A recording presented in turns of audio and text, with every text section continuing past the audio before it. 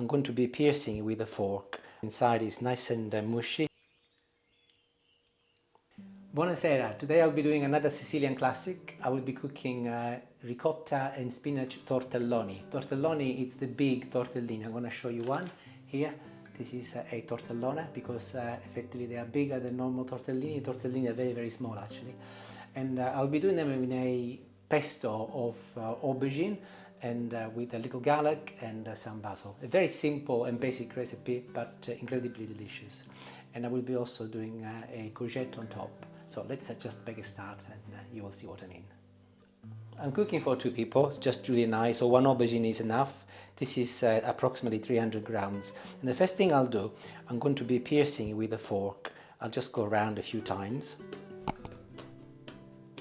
I'm going to do a little cut in the middle and I'm going to be going halfway through to the aubergine. I will open it slightly and I will be putting a little olive oil inside. And a sprinkle of salt. And I'll pop these in the air fryer for 15 minutes at a temperature of 200 degrees. It might require a further 5 minutes, but I will establish that once I'm done and I'll let you know.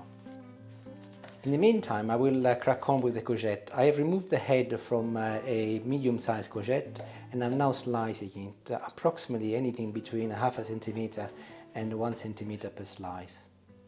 I moved on the stove and on a preheated griddle I will be placing the courgettes just as they are. I'm not adding any oil, no salt, just as they are.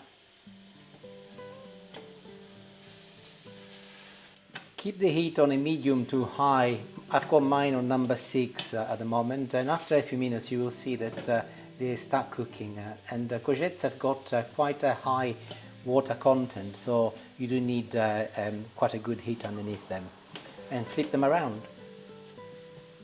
And after a few minutes the courgettes are ready. I'm now slicing them into little strips. I could have done with having a more elegant knife, but never mind, this will be fine. Here I have a clove of garlic which I will be crushing in a little jug. Oh, blimey, that's hard. And I will leave approximately half inside the jug and I'll sprinkle the other half on top of my courgettes. A little olive oil on top of the courgettes, a little salt and a sprinkle of parsley. And by now they will have cooled down enough for me to mix them nicely with my hands so that everything get mixed together. And I'll put this on one side to continue marinating while I get on with the aubergine. And the aubergine is cooked. It did actually require a further 5 minutes, so 200 degrees, 20 minutes. I'm happy that it's cooked because you will see that the pulp inside is nice and mushy, so it should just come easy with a spoon. And I'll place it inside my jug with the garlic.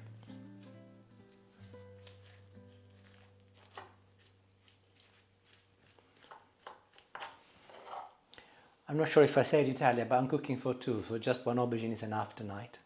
Perfect. I'm happy that I have removed everything I can. And by the way, you will have noticed that I left a little knob at the end.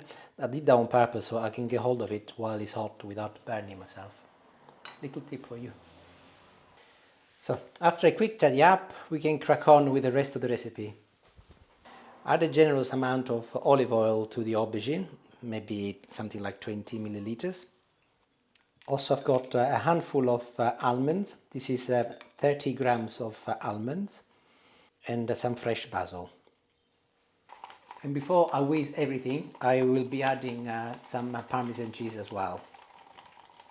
I think I mentioned earlier, this is a type of pesto. Pesto is an Italian word which comes from pestare. Pestare means to grind, to crush, and that is hence the word pesto. So it's not just associated with Genovese pesto that you might have actually done before. Anything where you're grinding garlic, almonds and basil, more often than not, it's associated with the word pesto. So there you go, a little Italian lesson.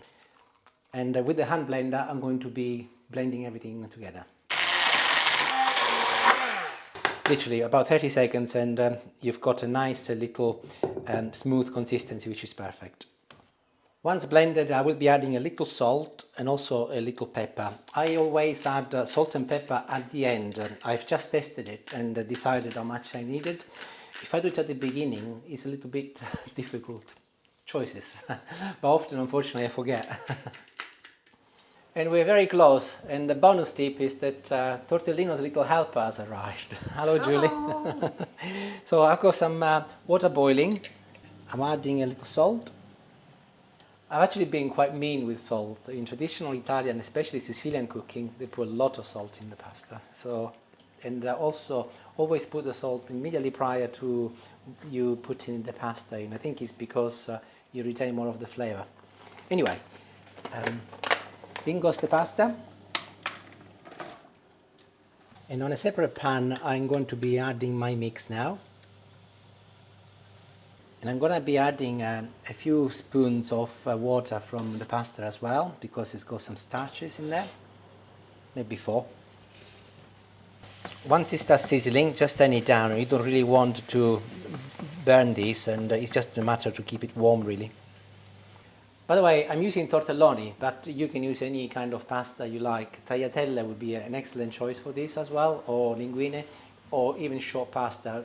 Rigatoni, perfect as well. So there isn't a rule. I'm using rigatoni. I'm using tortelloni because they go spinach and ricotta, and I really fancy the combo today.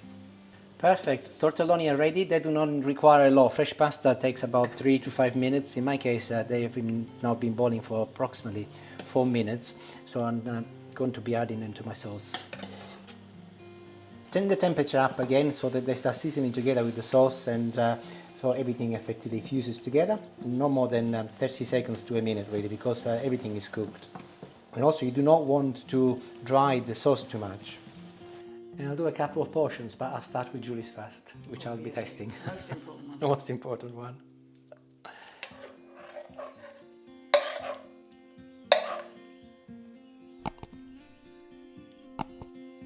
I will be sprinkling a little bit more cheese on top, just a sprinkle, really, not a lot. There is cheese already in there. And you will recall our courgettes. So I'm going to be placing them on top of my pasta.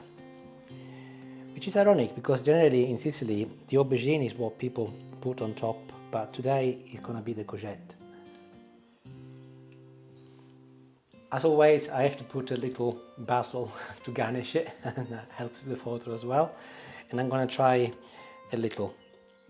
It also goes very nicely with your apron today. It does, yes. You can see the strategy there.